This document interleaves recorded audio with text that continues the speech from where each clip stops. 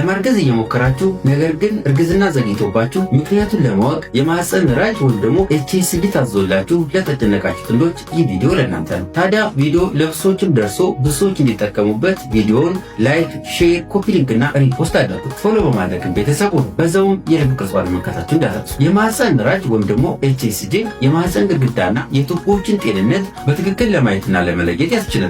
የማህፀን ራጅ ወይም ደግሞ HSG በእነዚህ ምክንያቶች ሊታዘዝ ይችላል።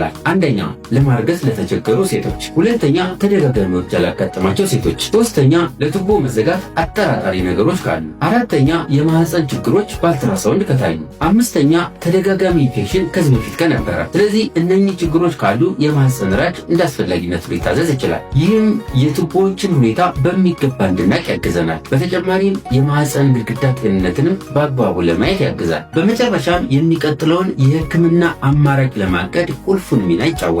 በነገራችን ላይ የማህፀን ራጅ ፈጣን፣ ደህንነቱ አስተማማኝ፣ ትክክለኛና ወሳኝ መረጃ የሚሰጥ የምርመራ አማራጭ ነው። HSG ወይም ደግሞ የማህፀን ራጅ ያለ ምክንያት በፍጹም ለሴቶች አይታዘዝም።